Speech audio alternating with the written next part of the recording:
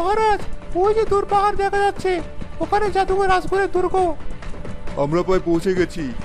রাজকন্যা নীলিমা, তোমার মুক্তির সময় হয়ে এসেছে। কে আছিস ভিতরে? আমি মহারাজ জালাল, দরজা খোল।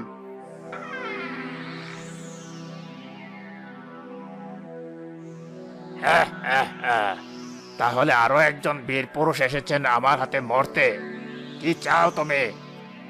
আমি রাজকন্যা নীলিমাকে মুক্ত করতে এসেছি। সময় থাকতে ওকে আমার হাতে তুলে দে, নইলে তোর পরিণতি খুব খারাপ হবে। পরিণতি? আমার পরিণতি তুই ঠিক করবি? তুই জানিস তোর মতো কতজনকে আমি এক ফুৎকারে পাথরে মূর্তি বানিয়ে দিয়েছি? রাজকন্যা নীলিমা আমার বন্দী, সে এখানেই থাকবে। তাহলে যুদ্ধের জন্য প্রস্তুত হও।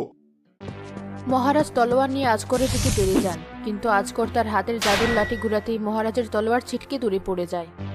সাধারণ লোহা দিয়ে আমার জাদুর মোকাবেলা করা যায় না বোকা মহারাজ।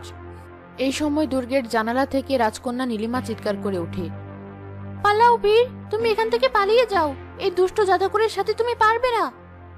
আমি একজন রাজকন্যাকে বিপদে ফেলে পালিয়ে যাওয়ার লোক নই। তোর এত সাহস? তাহলে তুইও পাথর হয়ে যা।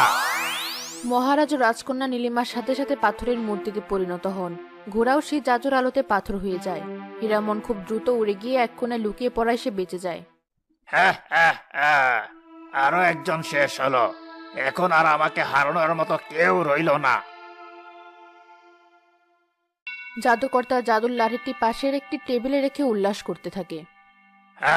কেউ নেই এই পৃথিবীতে, আমাকে হারানোর মতো আর কেউ নেই। এই পৃথিবীতে আমি সবচেয়ে শক্তিশালী।